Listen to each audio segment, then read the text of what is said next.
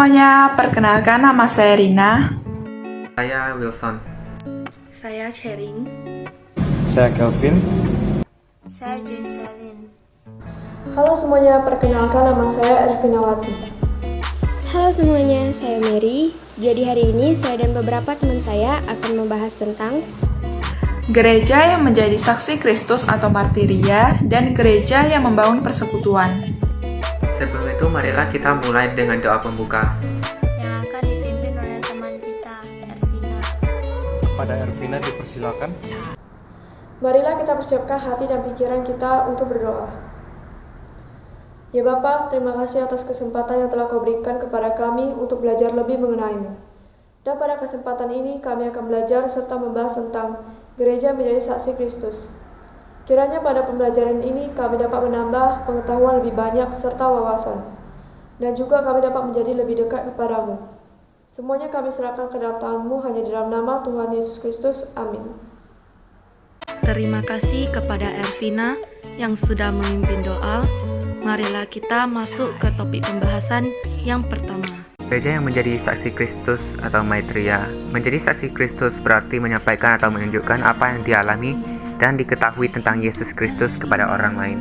Penyampaian, penghayatan, dan pengalaman akan Yesus itu dapat dilaksanakan melalui kata-kata, sikap, dan perbuatan nyata.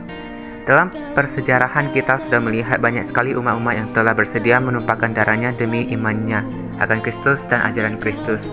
Bahkan ada yang bersedia mati daripada harus mengkhianati Kristus.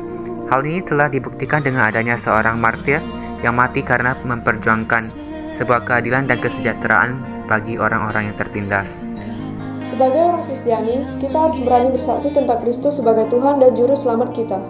Pada Injil Matius pasal 28 ayat yang ke-18 menegaskan, Yesus telah menerima segala kuasa baik di sorga dan di bumi, yang artinya bahwa Yesus berkuasa atas segala-galanya.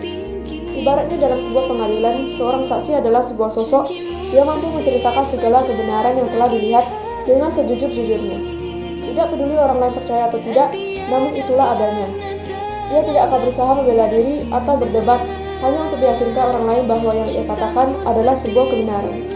Karena ia percaya bahwa ketidakpercayaan seseorang tidak akan mengubah kebenaran menjadi salah. Begitu jugalah para rasul yang menjadi saksi Kristus. Kesaksian hidup dari almarhum Uskup Agung Oscar Romero melalui khotbah-khotbahnya yang menyuarakan dukungan pada kaum miskin dan kaum tertindas pada dunia nyata. Hidupnya yang penuh pengabdian kepada umat dan masyarakatnya, khususnya kepada masyarakat kecil yang miskin dan tertindas. Ia tak segan-segan memperingatkan para penguasa negerinya, El Salvador, yang bertindak sewenang-wenang terhadap rakyat kecil yang tidak berdaya sehingga para penguasa negerinya tidak senang. Kegigihannya ini membuat banyak orang yang suka menindas tidak sukainya.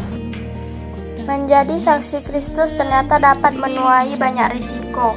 Yesus telah berkata, "Kamu akan dikucilkan, bahkan akan datang saatnya bahwa setiap orang yang membunuh kamu akan menyangka bahwa ia berbuat bakti bagi Allah." Injil Yohanes pasal 16 ayat 2. Hal ini telah dibuktikan dengan meninggalnya Uskup Agung Oscar Romero. Pada tanggal 24 Maret 1980, Uskup Agung Oscar Romero ditembak oleh penembak sewaan.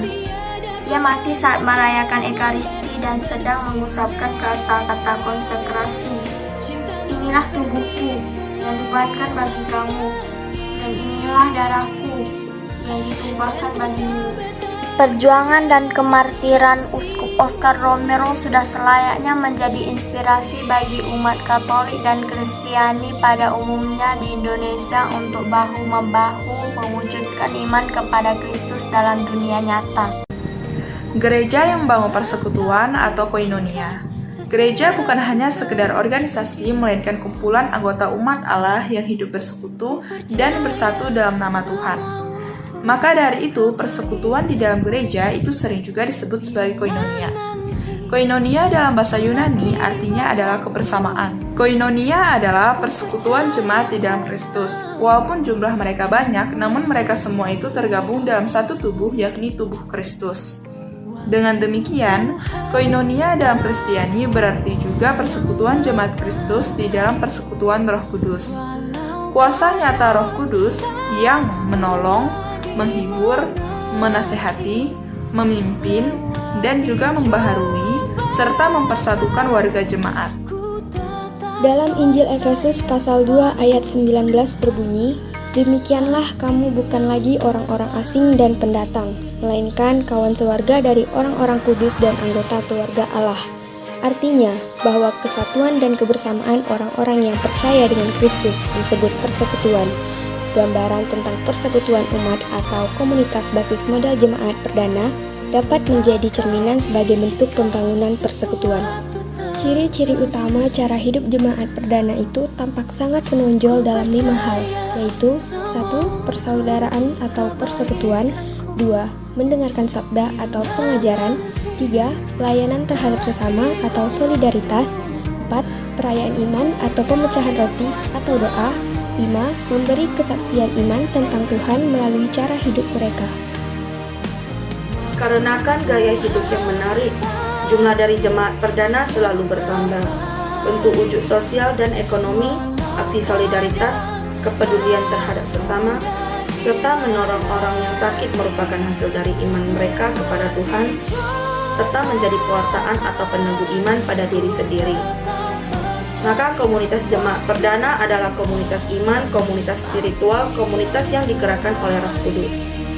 Komunitas orang-orang yang bertobat, mau berubah, bukan komunitas yang terbentuk pertama-tama karena alasan-alasan kepentingan sosial, ekonomi, atau kekuasaan. Tatanan duniawi urusan sosial ekonomi justru diresapi, dijiwai, digerakkan oleh karena iman mereka akan Tuhan itu dan bukan sebaliknya. Para Rasul ayat 32 yang berbunyi, "Adapun kumpulan orang yang telah percaya itu, mereka sehati dan sejiwa, dan tidak seorang pun yang berkata bahwa sesuatu dari kepunyaannya adalah miliknya sendiri, tetapi segala sesuatu adalah kepunyaan mereka bersama." Pasal 4 ayat 33. Kisah para Rasul ayat 33 berbunyi, "Dan dengan kuasa yang besar, rasul-rasul membuktikan tentang kebangkitan Tuhan Yesus, dan mereka semua hidup dalam kasih karunia yang melimpah-limpah."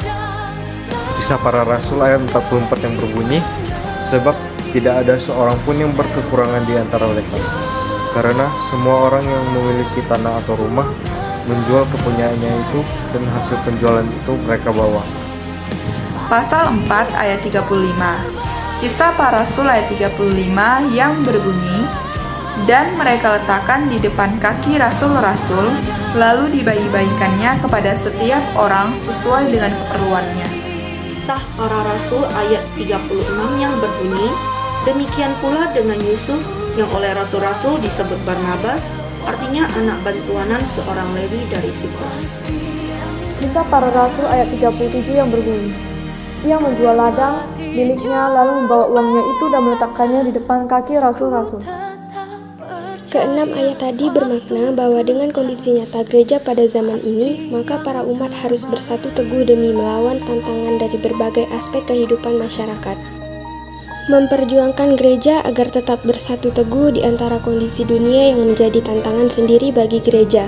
Hal ini dapat diwujudkan dengan bersatunya para jemaat dengan hidup rukun dan saling berbagi, serta mengikat tali kasih dalam karunia yang berlimpah. Demikian diskusi kami pada hari ini. Apabila ada salah dalam ucapan atau perkataan, mohon dimaafkan. Marilah bersama kita tutup dengan doa. Kepada Elvina dipersilahkan. Marilah semuanya kita berdoa. Ya Bapa, kembali lagi kami bersyukur atas segala penyertaan-Mu. Berkat-Mu kami dapat melakukan kegiatan pembelajaran kami dengan lancar.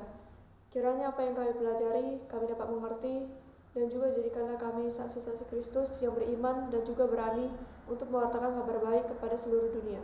Semuanya kami serahkan ke dalam tangan-Mu hanya dalam nama Tuhan Yesus Kristus. Amin.